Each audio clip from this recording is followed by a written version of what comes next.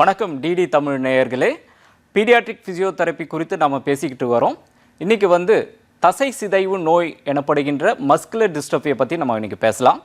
Muscular dystrophy தசை சிதைவு நோய் என்பது ஒரு பாரம்பரிய ஜெனட்டிக் டிசார்டர். இது மோஸ்ட்லி பார்த்திங்கனாக்கா பெண் குழந்தைகளை விட ஆண் குழந்தைகள் தான் அதிகமாக பாதிப்படைவாங்க.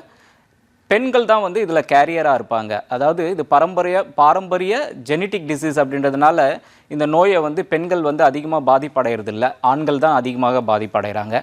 இதை எப்படி கண்டுபிடிக்கலாம் அப்படின்னு பார்த்தீங்கன்னாக்கா, டெவலப்மெண்டல் மைல்ஸ்டோன்ஸ் எல்லாமே இந்த குழந்தைங்களுக்கு ரொம்ப லேட் ஆகும். தலை நிற்காது. 4வது மாதத்தில் 5வது மாதத்தில் நடக்கக்கூடிய இந்த குழந்தைகள் ஒரு கழித்து படுப்பது, குப்புற படுப்பது, தவழ்வது, முட்டி போடுறது, எழுந்திரிச்சு நிற்கிறது, நடக்கிறது எல்லாமே லேட் ஆகும்.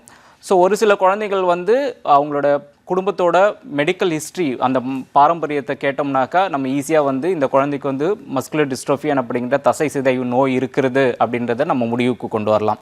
இல்லை சப்போஸ் இந்த குழந்தையில் நமக்கு வேறு எந்த விஷயமும் நமக்கு தெரியல அப்படின்னாக்கா நம்ம இந்த குழந்தையோட மெடிக்கல் ஹிஸ்ட்ரி, அதாவது நம்ம மசில் பயாப்சி நம்ம கொடுத்தோம்னாக்கா இதில் CPK3 எனப்படும் கிரியேட்டின் பாஸ்போகைனேஸ் 3 அப்படின்ற ஒரு பொருள், வேதிப்பொருள் அதிகமாக இருந்ததுனாக்கா இந்த குழந்தைக்கு மஸ்குலர் டிஸ்ட்ரோஃபி இருக்குது அப்படின்றத நம்ம ஒரு முடிவுக்கு வரலாம்.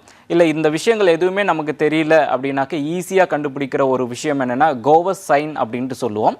இது ஒரு மெடிக்கல் சைன். இது எப்படி அப்படின்னாக்கா, ஒரு குழந்தை தரையிலிருந்து எழுந்துக்கணும் அப்படின்னாக்கா நார்மலாக குழந்தை தரையிலிருந்து நார்மலாக எப்படி எழுந்துக்கும். ஆனால் மஸ்குலர் டிஸ்ட்ரோஃபி தசை சிதைவால் பாதிக்கப்பட்ட ஒரு குழந்தை எழுந்துக்கும் போது இந்த 2 கைகளையும் தரையில் தாங்கிட்டு முட்டியில் சப்போர்ட் பண்ணிவிட்டு அதுக்கப்புறமா தலையும் நெஞ்சியும் மேலே தூக்கிட்டு அதுக்கப்புறமா தான் உடம்பு நேராக நிமித்தி நிற்பாங்க. ஏன் அப்படின்னாக்கா, இந்த தசை சிதைவால் பாதிக்கப்பட்ட பேஷண்ட்ஸ் எல்லாருமே பார்த்திங்கன்னா அடிவயிற்று சதைகளும் குவாட்ரிசெப்ஸ் மசில்ஸ் அப்படின்னு சொல்லுவோம், தொரை சதைகளும் இவங்களுக்கு ரொம்ப பலகீனமாக இருக்கும். இந்த பலகீனத்தை சரி பண்ணுறதுக்காக தான் இந்த குழந்தைக்கு தரையிலிருந்து எழுந்துக்கும் போது 2 கையால் சப்போர்ட் பண்ணிவிட்டு இந்த முட்டியை 2த்தையும் லாக் பண்ணிவிட்டு அதுக்கப்புறம் எழுந்துக்கிறாங்க. இந்த அப்பா அம்மா இந்த குழந்தை எப்படி எழுந்துக்கிறது அப்படின்றத பார்த்துட்டாலே இந்த குழந்தைய அந்த ரிப்போர்ட்டை நீங்கள் பீடியாட்ரிஷியன் கிட்ட நீங்கள் சொல்லும்போது ஓரளவுக்கு நம்ம இந்த குழந்தைக்கு மஸ்குலர் டிஸ்ட்ரோஃபி தான் இருக்குது அப்படின்றத ஒரு முடிவுக்கு வந்துடலாம்.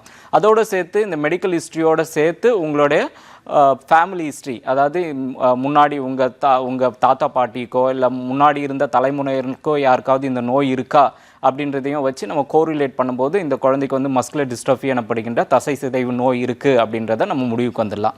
சரி, இப்போ நம்ம தசை சிதைவு நோய் அப்படின்றத நம்ம கண்டுபிடிச்சிட்டோம். இது பீடியாட்ரிக் ஃபிசியோதெரப்பி என்ன பண்ணுவாங்க அப்படின்னு பார்த்தீங்கன்னாக்கா, இந்த பீடியாட்ரிக் ஃபிசியோதெரப்பி என்ன பண்ணுவோம் அப்படின்னாக்கா, இது எல்லாமே சிம்டமேட்டிக்காக, அதாவது இந்த குழந்தைங்களுக்கு மூமெண்ட் இஸ் மெடிசன் அப்படின்ட்டு நம்ம சொல்லுவோம். உடல் இயக்கத்தை எப்படி இன்னும் கொஞ்சம் அதிகப்படுத்தலாம் அப்படின்றத பொறுத்து இந்த குழந்தைங்களுக்கு சதைகளை நம்ம அதிக எக்ஸசைஸ் மூலமாக நம்ம வலுவூட்டணும். நான் முன்னாடியே சொன்னதுபடி நம்ம இந்த மணல் மூட்டைகளை கட்டி இந்த குழந்தைங்களுக்கு எக்ஸசைஸ் செய்து சதைகளை வலுவாக்கலாம். மின்னியல் சிகிச்சை எனப்படுகின்ற ஃபங்க்ஷனல் எலக்ட்ரிக்கல் ஸ்டிமுலேஷன் மூலமாக நம்ம குவாட்ரிசெப்ஸ் மசில்ஸோ இல்லை டெல்டாய்டு பைசப்ஸோ நம்ம இன்க்ரீஸ் பண்ணலாம்.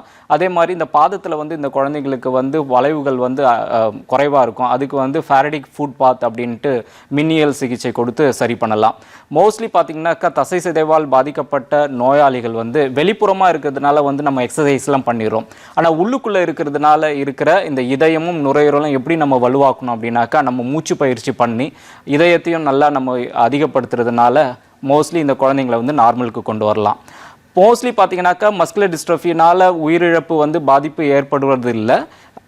ஏன் அப்படின்னு பார்த்தீங்கன்னாக்கா, நம்ம மசில்ஸ் வெளியில் இருக்கிறதுனால நம்ம எக்ஸசைஸ் கொடுத்துரும். ஆனால் உள்ளுக்குள்ளே இருக்கிற இந்த லங்ஸும் ஹார்ட்டையும் நம்ம ஏன்னா அது எல்லாமே சதைகள் தானே, அதுகளில் நம்ம சரியாக அதாவது பாதுகாக்க முடியாத போது தான் நமக்கு உயிரிழப்பு ஏற்படுகிறது. ஆனால் நீங்கள் கரெக்டான ஒரு ஃபிசியோதெரப்பி மருத்துவம் பார்ப்பதன் மூலமாக இந்த தசை சிதைவு நோயை நீங்கள் நிச்சயமாக நார்மலுக்கு கொண்டு வரலாம். இது உயிரிழப்புகள் ஏற்படுவதையும் தவிர்க்கலாம். ஸோ இன்றைக்கி நம்ம மஸ்குலர் டிஸ்ட்ரோஃபியும் ஃபிசியோதெரப்பி அதில் ரோல் என்ன அப்படின்றதையும் நம்ம பார்த்தோம். தொடர்ந்து நம்ம அடுத்த நிகழ்ச்சியில் மற்றொரு நோய் குறித்து நாம் விவாதிப்போம். நன்றி நேயர்களே.